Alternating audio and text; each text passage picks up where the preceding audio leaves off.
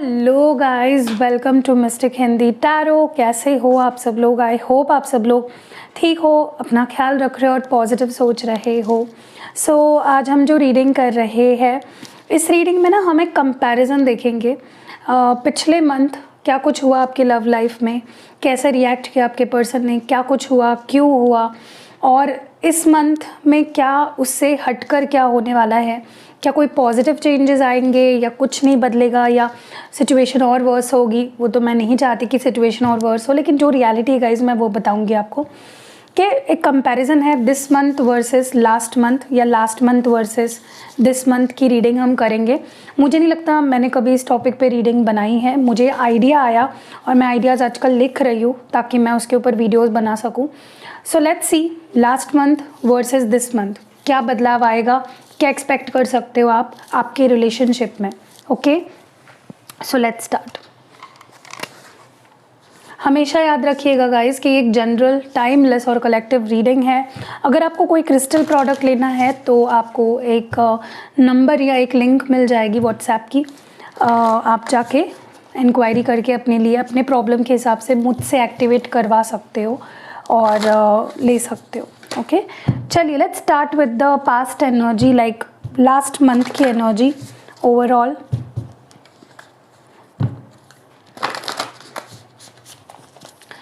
Divine हमें please guide करे collectives की लास्ट मंथ की लव लाइफ एनर्जी कैसी रही है। Please clear messages they. Last month, October month, क्या कुछ हुआ। ओके, यहाँ पे बहुत सारे कार्ड्स हैं, इतने कार्ड्स तो हम नहीं लेंगे। एक last shuffle and let's see. पहला कार्ड यहाँ पे ट्रेडिंग का है, ट्रेडिंग का है। नेक्स्ट यहाँ पे है peace, decrease, the taming power of great, and एक और कार्ड आया है तो ले लेते हैं। एक्चुअली मुझे 4 ही कार्ड्स चाहिए थे बट इट्स ओके, अगर आ गया है तो उसका कोई ना कोई मतलब ज़रूर होगा, हम ले लेते हैं। अब देखते हैं इस मंथ की एनर्जी। डिवाइन हमें प्लीज़ क्लियर मैसेज दे कलेक्टिव्स की लव लाइफ में इस मंथ में क्या बदलाव आ सकता है compare to the last month. इस मंथ क्या एक्सपेक्टेशंस रख सकते हैं वो अपने पार्टनर से, क्या होगा। कॉन्टेम्पलेशन, रिजोल्यूटनेस,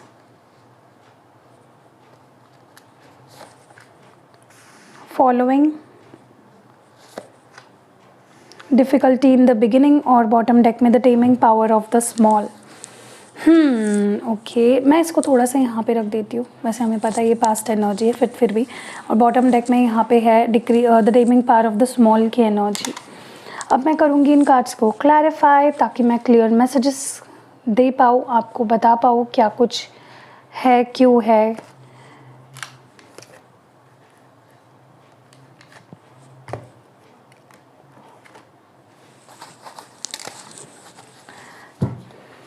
अगर आपको मेरी रीडिंग्स पसंद आती है तो लाइक ज़रूर करिएगा, उससे मुझे काफ़ी मेडिकेशन बोल रही हूँ, मोटिवेशन मिलता है। एनीवेज, मुझे ना जब मैंने कार्ड्स को देखा तो डिफरेंस मुझे ये लग रहा है यहाँ पे कि पास्ट में जो मुझे लास्ट मंथ की जो एनर्जी दिख रही है वो इस तरह की दिख रही है जहाँ पे आपके पर्सन बस अपने बारे में सोच रहे थे या बहुत सेल्फ फोकस्ड हो गए थे। ओके, जिसके वजह से रिलेशनशिप काफ़ी सैबोटैज हो रहा था या काफ़ी, कहते हैं ना कि जो चीज़ें डीले हो रही थी काफ़ी ज़्यादा। और अभी के एनर्जी करंट अगर देखी जाए तो काफ़ी चेंजेस पॉजिटिव है इस मंथ के, क्योंकि आपके पर्सन काफ़ी मुझे इस कनेक्शन को लेकर एटलीस्ट उनका ध्यान जा रहा है यहाँ पे। ओके, हाँ, वो उतना ओपनली निकल के नहीं आ रही है उनकी एनर्जी जहाँ मैं बोलूँ कि बहुत आप एकदम 0 से लेके 100 तक का ट्रांजिशन उनके अंदर देखोगे नहीं, लेकिन हाँ इम्प्रूवमेंट ओवरऑल है। तो चलिए शुरुआत करते हैं। ट्रेडिंग की एनर्जी क्यों है यहाँ पे, ट्रेडिंग क्यों है यहाँ पे, पास्ट एनर्जी में ट्रेडिंग क्यों है। 5 ऑफ स्वॉर्ड्स, मुझे लगता है जहाँ तक कि मैं देख पा रही हूँ पास्ट में आपके पर्सन ने या तो आपने उन्हें बोला ऐसा कुछ कि तुम मुझसे झूठ बोलते हो, या तुम्हारा ये बिहेवियर ठीक नहीं है, या मुझे नहीं लगता तुम मुझसे प्यार करते हो, या कुछ तो तुम्हारा बिहेवियर सही नहीं है, प्लीज़ अपना बिहेवियर सुधारो, bring some changes in your behaviour, ऐसा कुछ मुझे लगता है आपके पर्सन को आपने बोला था। ओके या तो डायरेक्टली या तो इनडायरेक्टली। ओके देखिए ये एक जनरल रीडिंग है, सबके साथ नहीं मैच करेगी हर बात। या तो आपके पर्सन ने आपको कुछ सुना दिया था कि तुम ऐसी हो या तुम वैसे हो, तुम तो मुझसे झूठ ही बोलते हो, या तुमने तो मुझसे प्यार ही नहीं किया। तो कुछ तो यहाँ पे ना कहते हैं ना कि सामने वाले ने ना असलियत दिखा दी, कुछ इस टाइप की एनर्जी है। या तो आपने किया अपने पार्टनर के साथ या तो उन्होंने किया है। And so it was like कुछ तो रियलिटी पे लाके खड़े कर देना कि तुम भाई ऐसे हो, देखो बदलाव करो खुद में। और उसके बाद जिसने भी सामने वाले को खरी खोटी सुनाई, वो जो सामने वाला है उसने उस चीज़ को बहुत सीरियसली लेना शुरू कर दिया। पहले में भी ऑफेंड हुआ होगा। देखिए अगर आप किसी को बोलते हो कि तुम ना ऐसे हो, तुम वैसे हो, तो सामने वाले को थोड़े टाइम के लिए बुरा लगता है, क्योंकि उसके अंदर उस टाइम उतनी एक्सेप्टेंस नहीं होती है। लेकिन जैसे ही वो उस बारे में डीपली सोचने लगता है, टाइम निकाल के शांति से जब उस बारे में सोचने लगता है, तब उसे लगता है कि नहीं वो सही कह रहा था, शायद है मुझ में चेंजेस मुझे लाने चाहिए। सो ऐसा कुछ हुआ है। ओके पीस की एनर्जी क्यों है यहाँ पे? डिवाइन हमें प्लीज़ गाइड करें, पास्ट एनर्जी में पीस क्यों है? The tower. वाओ, देखिए मैंने वाओ क्यों बोला, काफ़ी कॉन्ट्रडिक्टिंग सी एनर्जी आई है। पीस इस कार्ड को क्लैरिफाई करने के लिए टावर आया है, मतलब एकदम अपोजिट। पीस कहाँ पे और टावर कहाँ पे? क्या हुआ है ना यहाँ पे, मैं आपको क्लियर बता दूँ कि मुझे लगता है बहुत सारे लोग ना, आप लोग जो वीडियो देख रहे हो, आप लोगों के रिलेशनशिप में बहुत अप्स एंड डाउन्स आए हैं अक्टूबर मंथ में, या कह लो पिछले मंथ में। जिस भी मंथ में आप ये रीडिंग देख रहे हो ना, उस मंथ के पिछले मंथ में बहुत से अप्स एंड डाउन्स आए हैं। ओके कभी बहुत अच्छा आपका रिश्ता बना है, कह लो रीयूनियन हुआ है, एक हार्मनी वाली सिचुएशन बनी है, ऐसा रिश्ता बना है ना जैसे नज़र भी लग जाए, मतलब एक बोलते हैं ना कपल गोल्स, एकदम ब्यूटीफुल रिश्ता यहाँ पे कुछ लोगों का बना है, और उतना ही अचानक से एक नज़र में ख़राब भी हुआ है। तो यहाँ पे अप्स एंड डाउन्स काफ़ी आए हैं। ओके और जो डाउन्स आए हैं ना, जो डाउनफॉल आया है, वो बहुत ही भयानक था, बहुत ही सडन था और बहुत सोल शॉकिंग था। ठीक है, तो ये भी एक हुआ है यहाँ पे आप लोगों में से काफ़ी लोगों के साथ। डिक्रीज़ की एनर्जी क्यों है? डिवाइन हमें प्लीज़ गाइड करें। The hanged man. मुझे लगता है कि या तो आपके पर्सन ने अपनी एनर्जी को कट बैक कर लिया, बहुत ज़्यादा आपसे बात करना बंद कर दिया, या दूर रहने का डिसीजन कर लिया, या जैसे होता है ना कि देखिए रिश्ते में ग्रोथ आनी चाहिए, या किसी भी चीज़ में ना ग्रोथ आनी चाहिए, ना कि वो चीज़ नीचे गिरनी चाहिए, डाउनफॉल नहीं आना चाहिए किसी चीज़ का। और आपके रिश्ते में क्या हुआ, पिछला मंथ इतना अच्छा नहीं था, क्योंकि बढ़ने के बजाय चीज़ें गिर रही थी। ओके सो यहाँ पे मुझे लगता है कि आप दोनों ने एक काफ़ी वक्त, काफ़ी सिचुएशंस ऐसी आई जहाँ पे लेट गो किया है कनेक्शन को, पे काम करने के बजाय रिलेशनशिप को से छोड़ देना या दूर चले जाना या उसको ड्रॉप कर देना आसान समझा है, या तो आप दोनों ने या तो आप में से किसी ने, जिसके वजह से आपका रिलेशनशिप ना, मुझे नहीं लगता पिछले मंथ उसका कोई प्रमोशन हो पाया है, उल्टा डिमोशन ही हुआ है। बट ऐसा नहीं हुआ कि पूरी तरह से ख़त्म हो गया, किसी ना किसी तरीके से you both have been connected to each other. Okay Pisces energy है यहाँ पे, मीन राशि, और स्कॉर्पियो है वृश्चिक राशि। The taming power of the great की एनर्जी क्यों है? डिवाइन हमें clear message they please. The wheel of Fortune. Okay काफ़ी सेल्फिश, मैंने बोला ना कि आप या आपके पार्टनर या आप दोनों काफ़ी भटके। देखिए relationship is about bond, about being together, working together on the connection.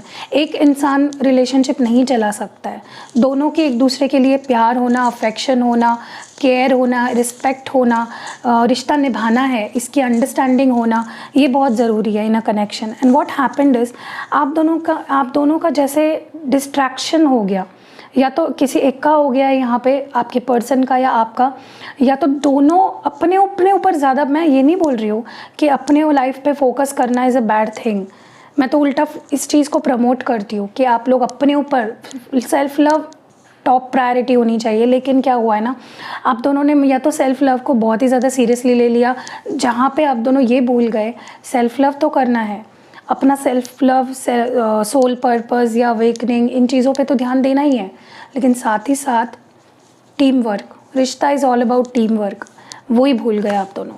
काफ़ी अपॉर्चुनिटीज़ यूनिवर्स ने दिए हैं आप दोनों को भी, ऐसा नहीं है, क्योंकि यहाँ पे व्हील ऑफ फॉर्च्यून है, काफ़ी अपॉर्चुनिटीज़ यहाँ पे। कुछ लोग तो यूनियन भी हुआ है अक्टूबर मंथ में, या कह लो पिछले मंथ में, और दूर भी हुए हो, तो इतना भी बह नहीं जाना है सेल्फ लव में, या कह लो खुद के कोई लोग ना, पता है, सेल्फ लव को सेल्फिशनेस समझ लेते हैं, मुझे बस खुद के बारे में सोचना है, ऐसा नहीं होता है। इंटेंशन, मैं हमेशा बोलती हूँ, आपके मन में क्या है ना, ये आप और आपका भगवान जानता है, यूनिवर्स जानता है, आप उनसे नहीं छुपा सकते। तो आप अगर ये बोलोगे कि मैं तो भाई खुद के ऊपर काम कर रहा हूँ, भाड़ में जाए वो सामने वाला, इट्स नॉट सेल्फ लव, फिर तो आप सेल्फिश हो गए हो। बैलेंस करना सीखो, ओके। और उसके साथ ड्यूरेशन की एनर्जी क्यों आई है, क्लियर मैसेज दे हमें। 10 ऑफ कप्स, मुझे लगता है यहाँ पे कुछ लोग तो इतने ब्यूटीफुल कनेक्शन में थे जिसको मैं एक्सप्रेस भी नहीं कर पाऊँगी आसानी से। It was a very beautiful deep connection.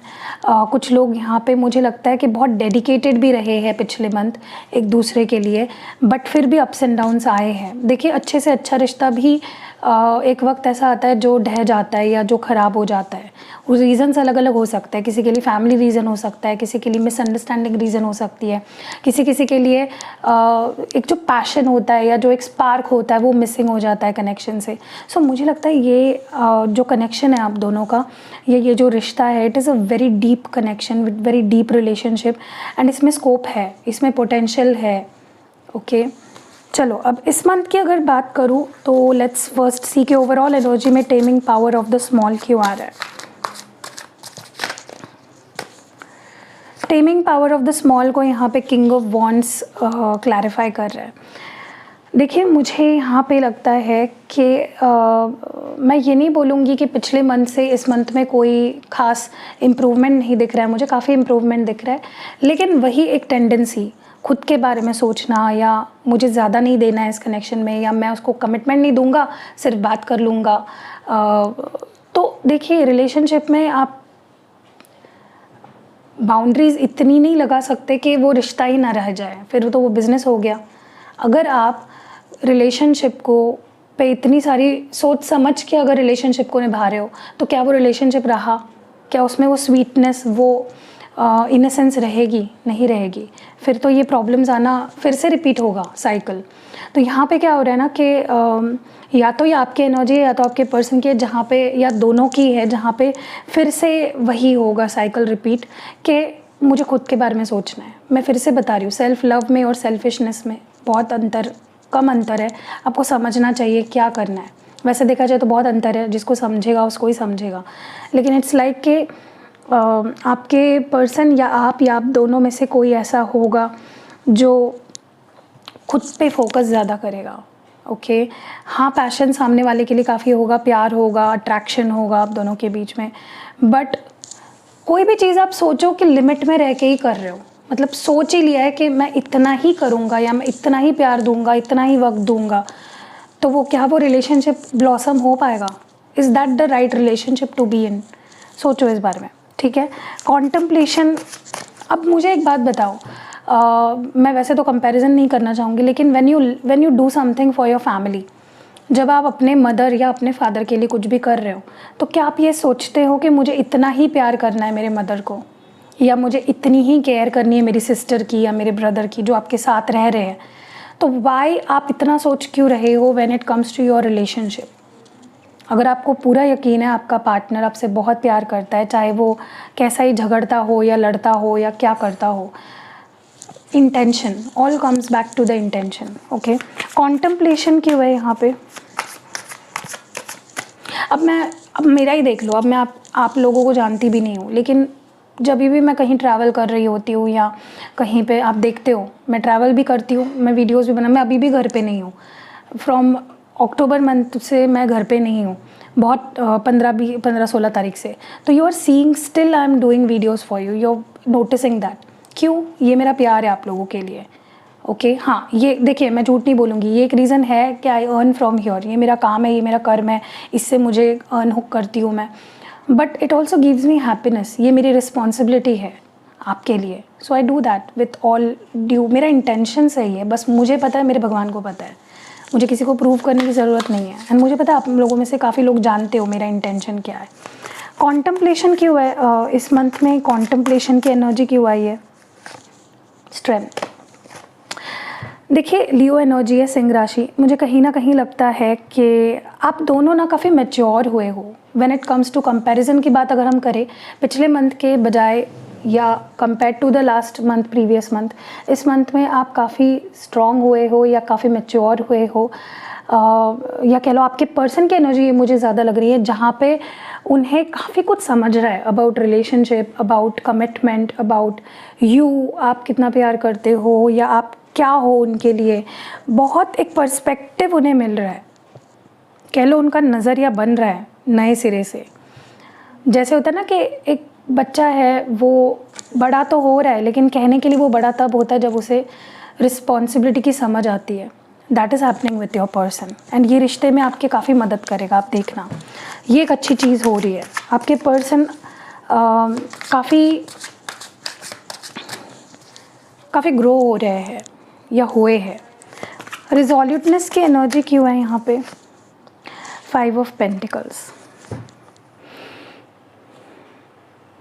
मुझे पता नहीं क्यों ऐसा लगता है, या तो ये आप दोनों की एनर्जी है या ये आपकी है या आपके पर्सन की है। कोई तो है यहाँ पे जो खुद को बहुत ज़्यादा ना तीसमार खान समझता है। उसे लगता है कि मैं तो सह लूँगा, मैं तो रह लूँगा, मुझे तो ज़रूरत नहीं है।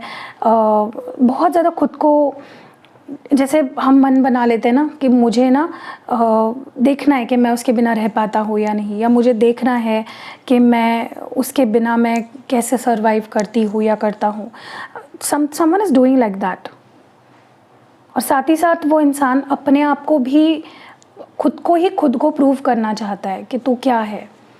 किसी की तो यहाँ पे आदत है, या तो ये आपके पर्सन की आदत है या तो आपकी आदत है या आप दोनों की ही आदत है कि ये खुद को परेशान करना, टू टेस्ट, टू सी कि मैं कितना स्ट्रॉन्ग हूँ। ओके।